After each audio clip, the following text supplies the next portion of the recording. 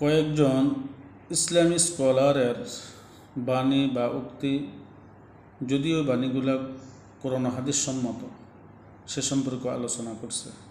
আসসালামু আলাইকুম রহমতুল্লাহ। আলহামদুলিল্লাহ, আসসালাতু আসসালামু আলাইকা রাসূলুল্লাহ। সম্মানিত বন্ধুগণ, যাহারা এই মুহূর্তে দেশ ও বিদেশ থেকে আমার এই ভিডিওটুকু দেখছেন, সকলকে ধন্যবাদ, মোবারকবাদ জানিয়ে আজকে আপনাদের মাঝে আমি খুবই ইম্পর্টেন্ট কিছু বাণী নিয়ে আসলাম, কিছু কথা নিয়ে আসলাম, যে কথাটুকুন জানলে, মানলে, শুনলে, বুঝলে আমাদের ইমানের জজবা বেড়ে যাবে, ইমান মজবুত হবে, ইমান তাজা হবে।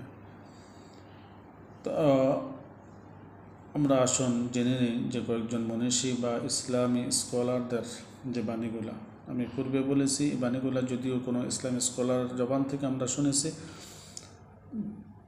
কিন্তু এগুলা আল্লাহ এবং আল্লাহ রাসূলের কথা, আল্লাহ রাসূলের বিধান। মৃত্যুর ফয়সালা জমিনে হয়, আসমানে না। আবারও বলছি, মৃত্যুর ফয়সালা জমিনে নয়, আসমানে হয়। বুঝতে পারলাম যে মৃত্যুর ফয়সালাটা আমরা দুনিয়াতে যত কিছু করি না কেন, যেমন একজন আরেকজনকে মেরে ফেললো, একজন আরেকজনকে খুন করলো, যে কোনোভাবে মারল, এটা কিন্তু আমি আপনাকে আঘাত করলাম, আপনি আমাকে আঘাত করলেন, এটা আমি মরে গেলাম, তা নয়। এটা আসমান থেকে এটা ফয়সালা হয়ে আছে। বন্ধুগণ, কমেন্টসে বলতে হবে যে এই বাণীটুকুন কে বলেছিলেন, কোন স্কলার বলেছিলেন।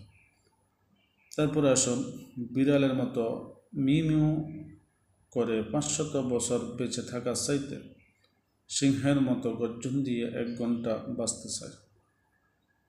অবশ্যই যদি আমার ভিডিওটুকুন দেখেন বা শোনেন, আমার এই কথাটুকুন শোনার পরেই আপনারা বুঝতে পারবেন যে এই বাণীগুলা বা এই কথাগুলা কী বলেছিলেন। যে আমরা বিড়ালের মতন বাঁচতে চাই না, মিউ করে জীবনটাকে গঠন করতে চাই না, আমরা সিংহের মতন গঠন করব, রাজত্ব করব। কারণ আমরা মুসলমান, আমরা সেই জাতি, আমরা ইব্রাহিম আলাইসাল্লামের রক্ত, আমরা ইসলামী আলাইহিসসালামের বংশধর। তাহলে আমাদের ইমানটা কত মজবুত থাকার দরকার।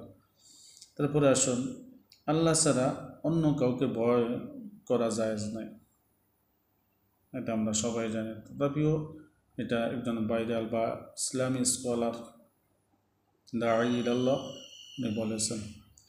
তারপরে আসুন, দুনিয়ার কোনো সরকার শেষ সরকার নয়, দুনিয়ার কোনো বিচার শেষ বিচার নয়।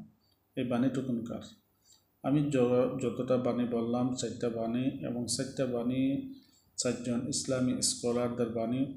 তারা বলছেন, যদিও কোরআন ও হাদিসে সম্মত, এবং কোরআন হাদিস থেকে তারা রিসার্চ করে এই কথাটুকুন আমাদেরকে জানাইলেন, যেটা আমরা জানতাম না, তারা জানিয়ে দিলেন।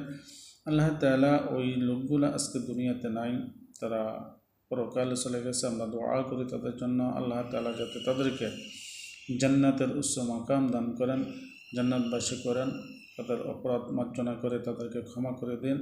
আল্লাহ তাআলার সাথে সাথে তাদের সাথে আমাদেরকে কবুল করুক, আমাদেরকে মাফ করুক। সকলে বলে আল্লাহুম্মা আমিন।